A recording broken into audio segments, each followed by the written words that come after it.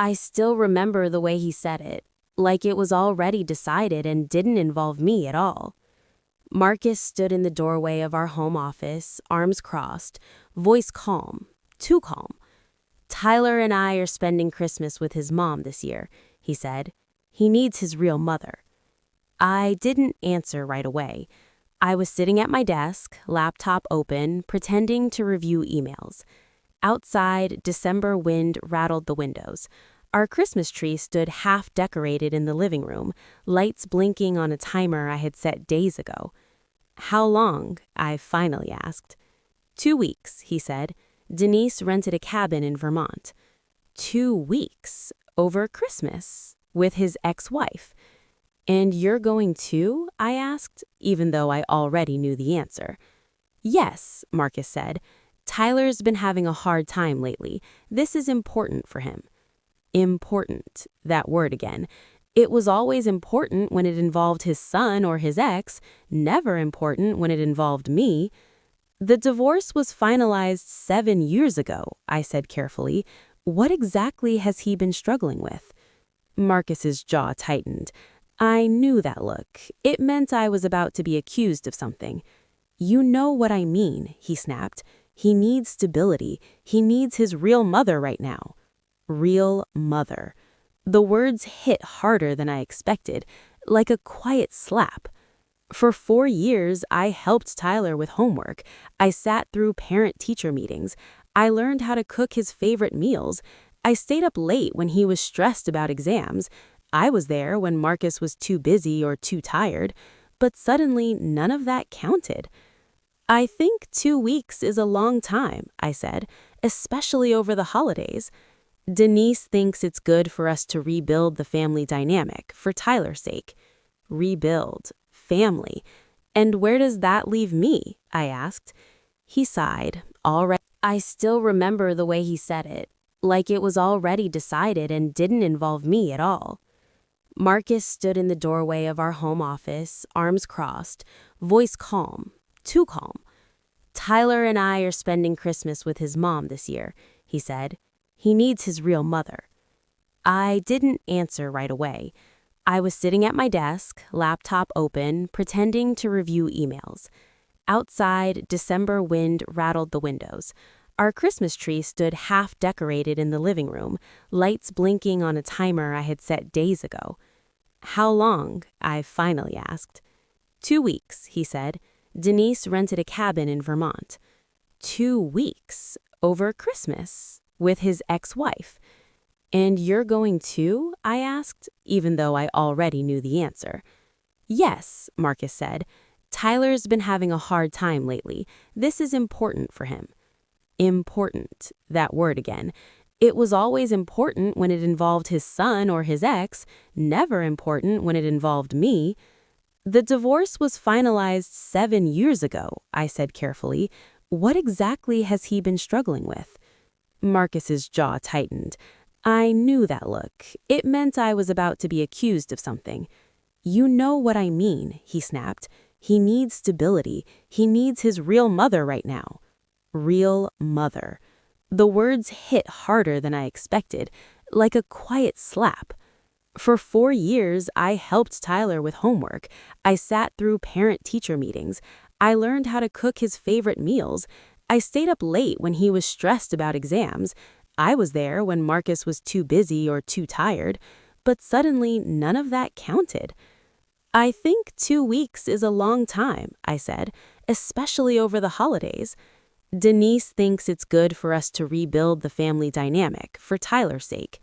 Rebuild. Family. And where does that leave me? I asked. He sighed, already annoyed. Why are you making this difficult? I'm not, I said. I just want to understand. You're being difficult, he repeated. Tyler is my son. Denise is his mother. That's my family. If you can't handle me putting my child first, then maybe we need to rethink this marriage. The room felt smaller, colder. Rethink? I asked. Marcus didn't hesitate. If you don't like it, we can talk about divorce. He said it like he was discussing a schedule change. Divorce? I looked at him, really looked at him. The man I married used to bring me coffee on Sunday mornings.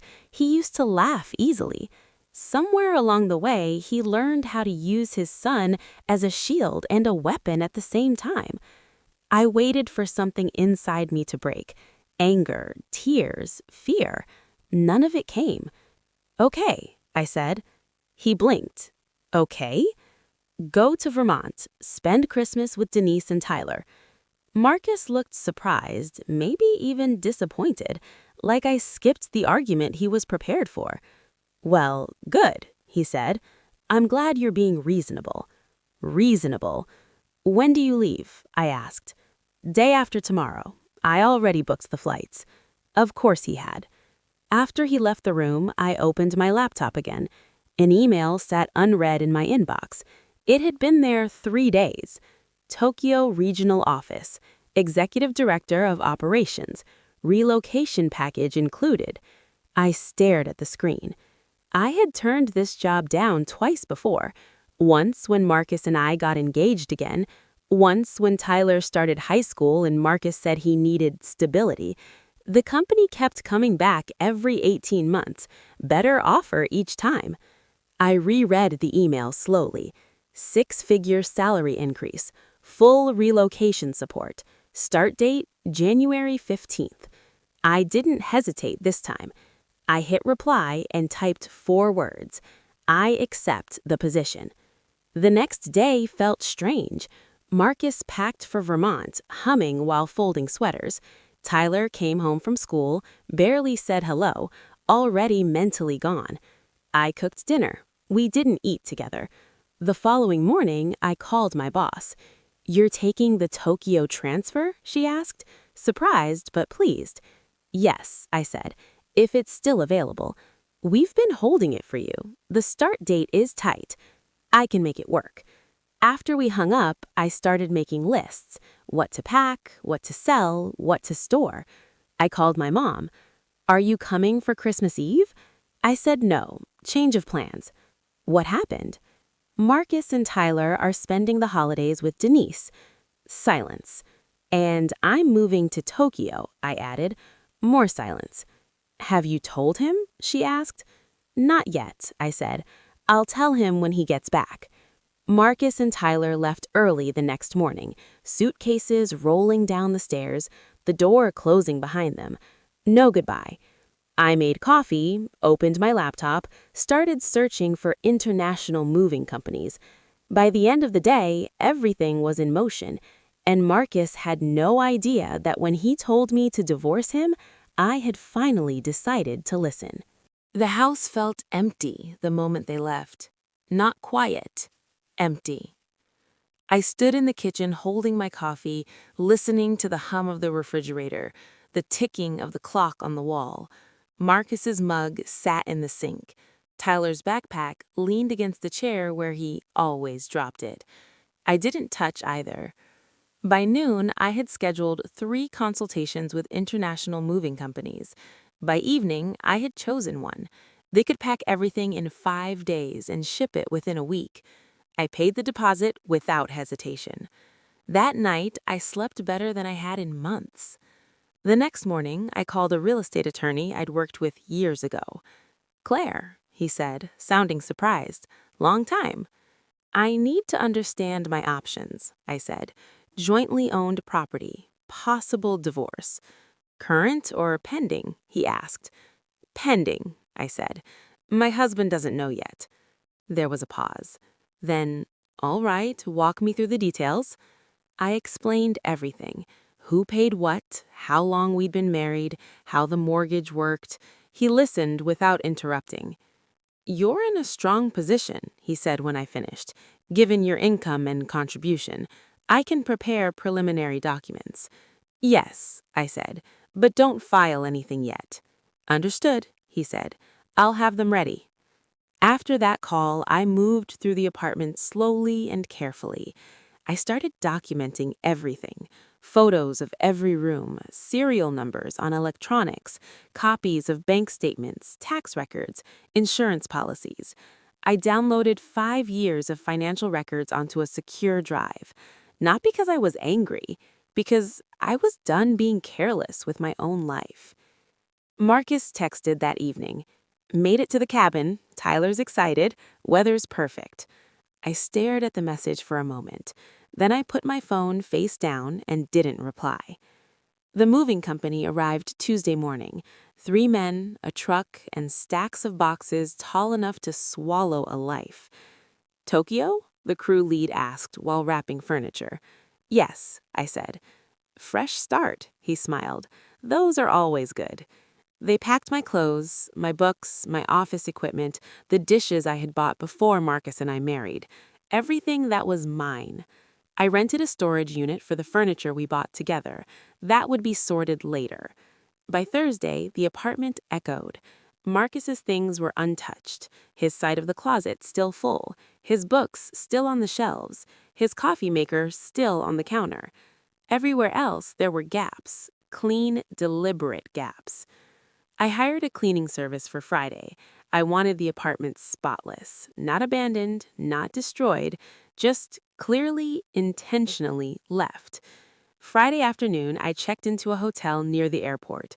I ordered room service and sat by the window watching planes lift off into the gray winter sky. My phone stayed quiet. No calls from Marcus, no messages from Tyler. I didn't expect any. The weekend passed in logistics. I updated my passport, bought new luggage, confirmed shipping dates, researched neighborhoods in Tokyo, found a relocation service apartment near the office. Modern, clean, expensive. Mine. The relocation package arrived by email. Housing allowance, transportation stipend, annual home leave, 40% salary increase. I stared at the numbers for a long time. On Sunday evening, my mom called again. "Have you told him yet?" she asked. "No," I said. "You need to tell him," she insisted. "He'll find out when he gets home." "That's not fair," she said. "Fair," I repeated quietly. "He told me to divorce him. I'm just following through." She sighed. "I'm worried about you." "Don't be," I said. "I'm okay." That wasn't entirely true yet, but I was getting there. Marcus came home on December 28th. I know because my phone exploded. Missed calls, texts, voicemails. Where are you? What happened to the apartment? Why is everything gone? This isn't funny. Call me now. I was having lunch at the hotel restaurant. I finished my soup before responding. "I'm unavailable right now. We can talk later." The phone rang immediately. I declined the call. By evening, there were dozens of messages. Confusion turned into anger. Anger turned into panic. I finally called him back. "What is going on? Where are you? What did you do?" "I moved out," I said calmly. "You what?" "I took my things. Everything that's yours is still there." "This is insane. You can't just do this." "You told me to divorce him. I'm just following through." Silence. Then, "I didn't mean it like that." "Then why did you say it?" "I was frustrated. You were being difficult." There it was, the word men use when women stop accepting less. "I'll have my attorney contact you. We can handle everything through mediation." "You hired an attorney? How long have you been planning this?" "I haven't been planning. I've been responding." "This is crazy. You're being crazy." I smiled slightly. "I have to go. My lawyer will be in touch." "Claire, wait!" I hung up. Then I turned off my phone, and for the first time since the fight in the doorway, my hands stopped shaking. But I didn't know yet that this was only the beginning of his unraveling. I turned my phone back on the next morning. 63 messages. Most were from Marcus, some from my mom, a few from friends who had clearly heard something but didn't know what. I didn't read Marcus's messages right away. I scrolled past them and called my attorney instead. "He knows," I said. "How did he take it?" the lawyer asked. "Confused, angry, panicked." "That's normal," he said. "Keep records, don't engage directly. Let everything go through me." "That's the plan," I said. "One more thing," he added. You mentioned an international transfer. When are you leaving the country? January 10th. That's soon, he said. We should serve papers before you leave. It strengthens your position. Do it, I said. After the call, I deleted Marcus's messages without reading them, not out of cruelty, out of self-preservation. New Year's Eve came quietly. I ordered room service, watched fireworks from the hotel window, and drank sparkling water from a plastic cup. At midnight, I made a silent promise to myself. No more waiting to be chosen. January 2nd, my attorney called again. Papers are ready, he said. Want a review before we serve? I trust you, I said. Good, we'll serve him tomorrow. January 3rd passed like any other day. I imagined Marcus opening the door, the confusion, the realization. My phone stayed silent. On January 4th, my attorney called. He's been served, he said. His attorney already reached out. They want mediation immediately. Can they stop me from leaving? I asked. No, he said. We can handle everything remotely. Good, I said. That afternoon, I packed my final suitcase. Clothes, laptop, documents, passport. I left nothing behind that mattered. January 10th arrived cold and clear. The Uber driver helped with my bags. Big trip? He asked. Very, I said. Business or pleasure? Fresh start. He smiled. Those are the best kind. At the airport, I bought overpriced coffee and sat by the window watching planes taxi down the runway. My phone buzzed. An email from Marcus. Subject line, please read this. I stared at it for a long time before opening it. He apologized. He said he was wrong. He said he loved me. He said Tyler missed me. He asked me not to go. He wanted one more chance. I read it twice. Then I forwarded it to my attorney and blocked his email address. Boarding was announced 30 minutes later. I stood in line, passport in hand. Enjoy your flight to Tokyo, the attendant said. I intend to, I replied. Tokyo hit me all at once. The noise, the lights, the movement, the language I barely understood. My apartment was on the 23rd floor, floor-to-ceiling windows, a city that never seemed to sleep. I slept for 14 hours. Monday morning, I walked into the office at 7:30. Modern building, glass walls, sharp energy. My badge worked on the first try. At 9, I stood in front of my new team. I'm not here to change everything, I said simply. I'm here to support you and remove obstacles. Some faces relaxed. The first week passed in a blur of meetings and late nights. I worked 12 hours a day and loved it. My phone stayed quiet until one morning when a message came through from Tyler. Dad says you left him. I stared at the screen. My chest tightened. I typed back carefully. Your dad and I are working through some things. This doesn't change how I feel about you. Take care of yourself. He didn't respond. That night, I lay awake staring at the ceiling, realizing something painful. Leaving Marcus was hard, but losing Tyler might be the part that hurt the most.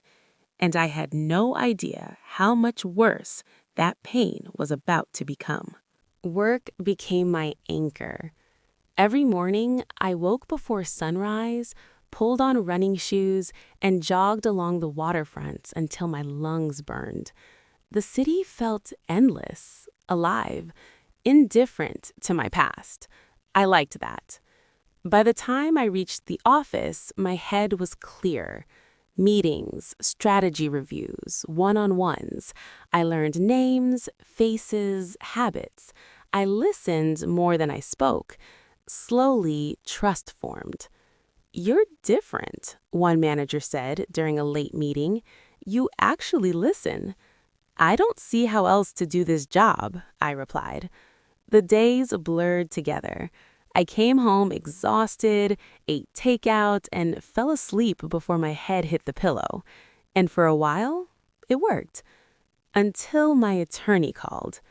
Marcus has been trying to reach you, he said. He's not respecting boundaries. What does he want now? I asked. He wants your contact information in Japan, claims it's for emergencies. Give him your office number only, I said. Nothing else. Understood. That evening, I opened my inbox and saw another message from Marcus, a new email address. I shouldn't have read it. He wrote about regret, about mistakes, about how he'd been overwhelmed. He said Denise never asked him to choose, that he made assumptions, that he didn't mean to hurt me. He wrote about Tyler, said Tyler was angry, confused, asking questions. He said I was breaking their family. I closed the email and stared at the wall. That night, I dreamed of our old kitchen, Tyler sitting at the table asking for help with homework, Marcus standing behind me, arms crossed, watching. I woke with my heart racing. The next morning, I blocked the new email address. I couldn't afford to bleed like that every time he reached out. A week later, my attorney emailed again. Good news, he wrote. Marcus agreed to your terms on the apartment. He'll buy out your share. I felt nothing. No relief, no sadness, just completion. Then, a few days later, another email came through. This one wasn't from Marcus. It was from a woman named Sarah. She said she worked for our company, but in the Singapore office. She said she was in Tokyo for a conference. She asked if we could meet briefly. I hesitated. Curiosity won. We met in the lobby of my building. She looked nervous. I'm sorry to do this in person, she said, but I thought it was important. About what? I asked. She took a breath. I'm friends with Denise. The name felt distant, like something from another life. She wanted you to know, Sarah continued, that Marcus has been calling her non-stop since the divorce started, saying he made a mistake, saying he wants you back. I felt no surprise.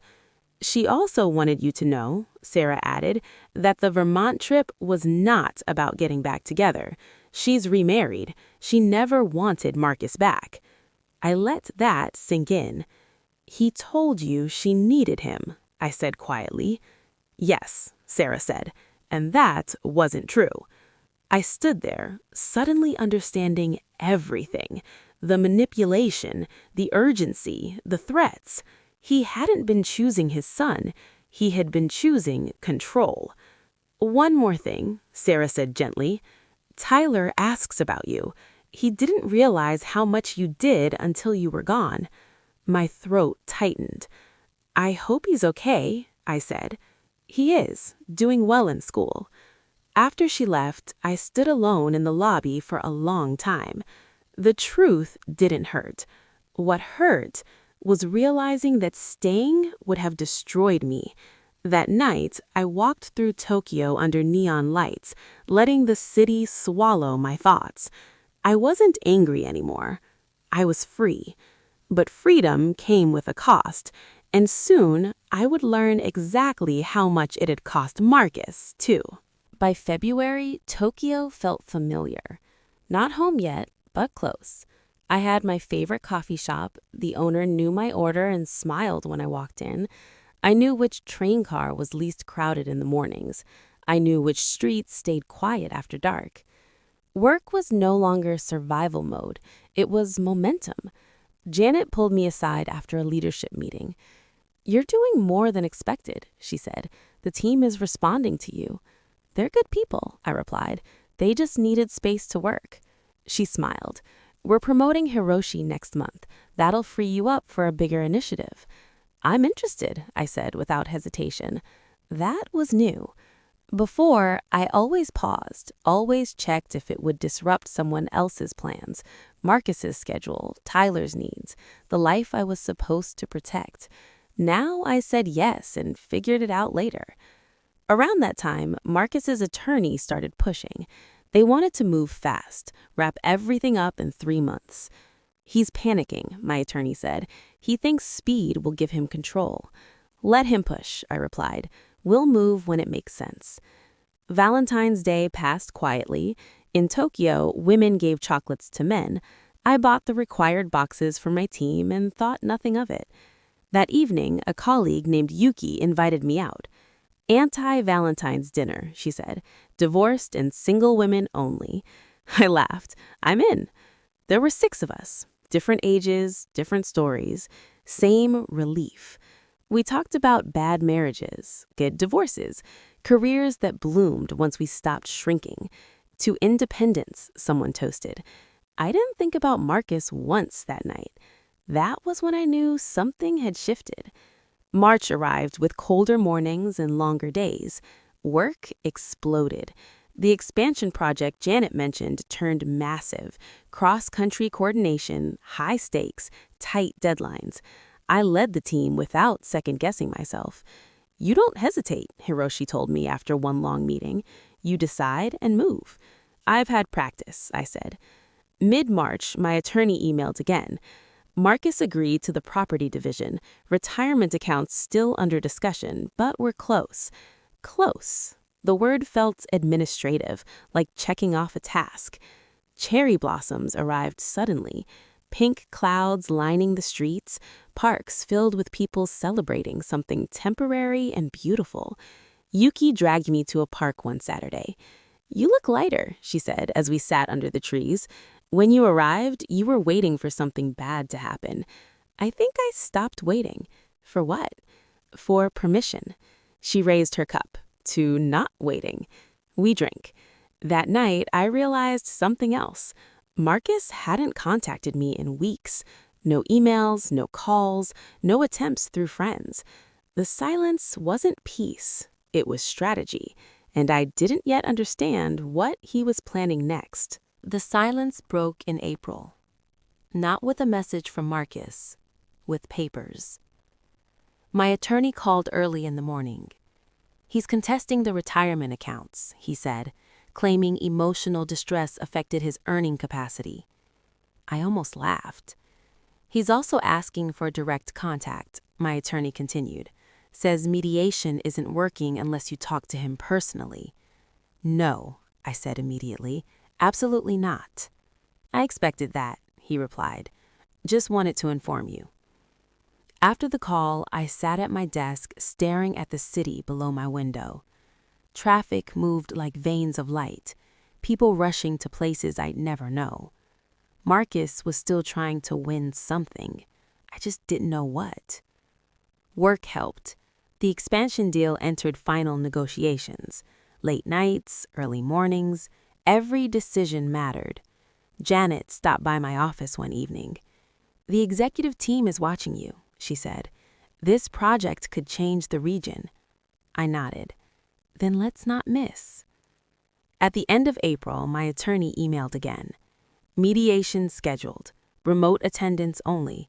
Marcus insisted on seeing you, but I shut that down. Good. The day of mediation, I logged in from my office conference room, camera off, audio only. Marcus's voice came through the speaker. He sounded smaller, tired. This didn't have to happen, he said. You could have just talked to me. I said nothing. My attorney spoke for me. After 2 hours, we ended the session. No agreement. That night, my phone buzzed. Unknown number. I didn't answer. A text followed. Claire, please, just talk to me. I blocked the number. The next day, a package arrived at my office. No return address. Inside was a photo album. Pictures of us, vacations, holidays, Tyler as a kid, notes scribbled in the margins. My hands shook. I closed the album and slid it into a drawer. That was when I understood. Marcus wasn't trying to fix anything. He was trying to pull me back into the role where I doubted myself. That evening, I met Yuki for dinner. He sent me memories, I said quietly.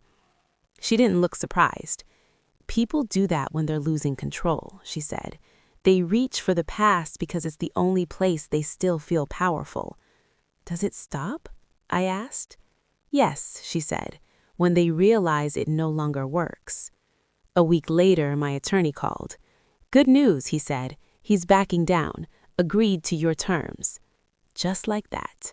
No apology, no closure, just surrender.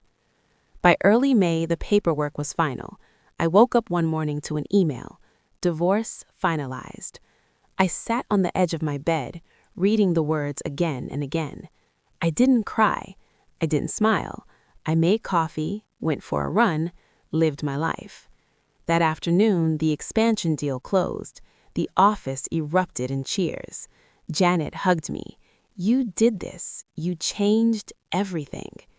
As I stood there, surrounded by people who respected me, one thought settled quietly in my chest.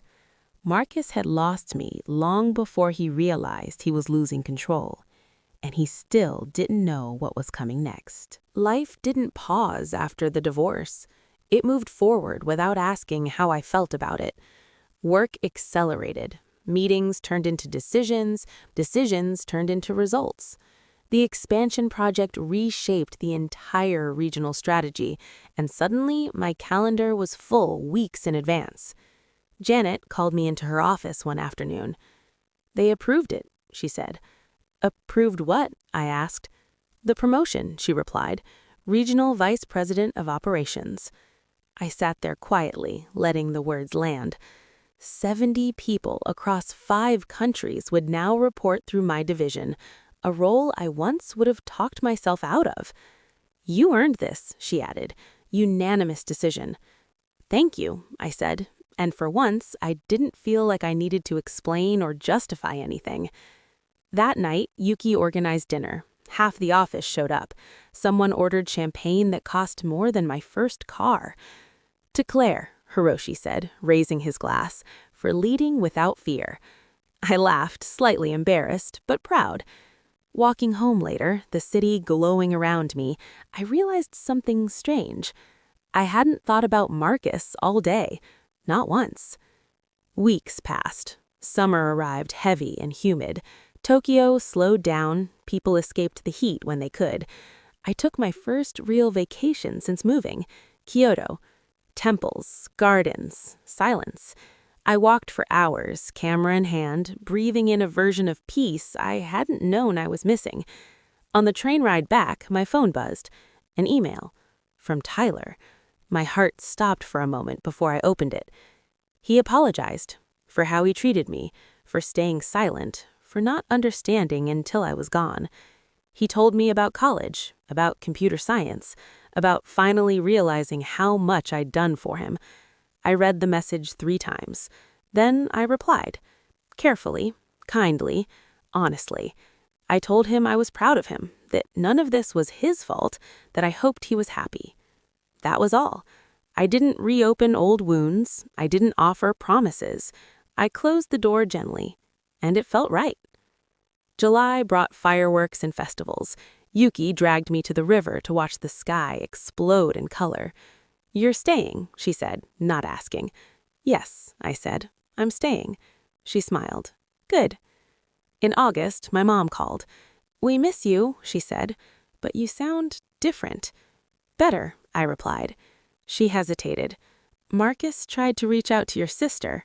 My chest tightened briefly. "What did he say?" "That he made a mistake, that he lost everything." I closed my eyes.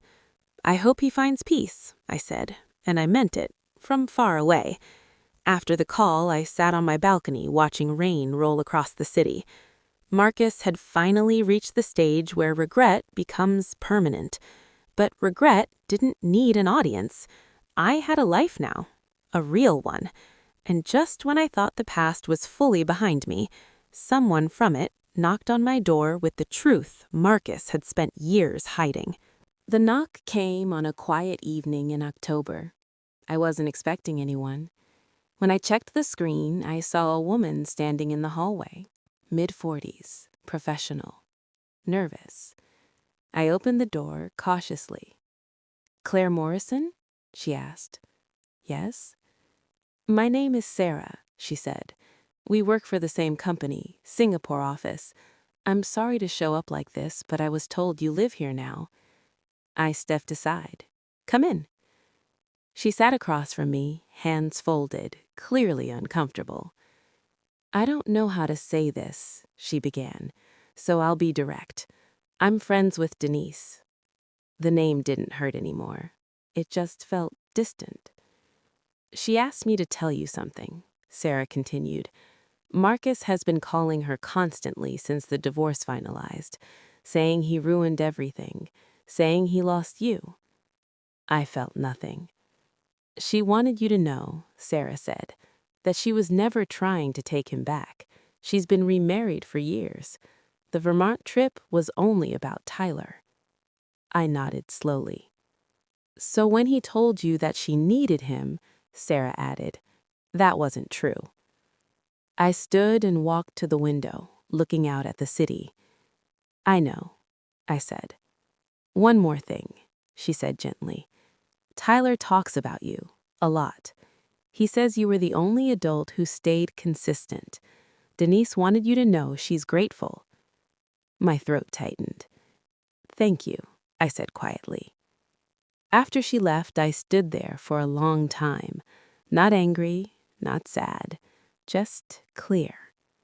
Marcus hadn't lost me because of one argument. He lost me because he taught me that my place was optional. And once you see that clearly, you can't unsee it. The weeks passed peacefully. Work thrived. My team grew stronger. Tokyo felt like home in a way nothing else ever had. On Christmas Eve, 1 year after everything changed, I video called my family. Laughter, normal questions, no tension, no apologies needed. After the call, I cooked dinner for myself, ate slowly, watched the city lights. My phone buzzed. Unknown number. "This is Marcus. Please, I just want to talk." I stared at the message. Then I blocked the number. Some chapters don't need endings. Some people don't deserve access. New Year's Eve arrived bright and loud. Fireworks across the skyline. Music. Cheers. Yuki raised her glass beside me. "To choosing yourself," she said. I smiled. "To choosing myself," I repeated. A year ago, I was waiting to be valued. Now, I value myself, and that changed everything. If you're listening to this and wondering whether staying is costing you more than leaving ever could, trust the quiet voice inside you. You don't need permission to walk away. You don't need proof to choose peace. And you don't need to be someone's priority to become your own. Sometimes the bravest thing you can do is leave calmly and build a life that finally feels like yours. I did, and I've never looked back.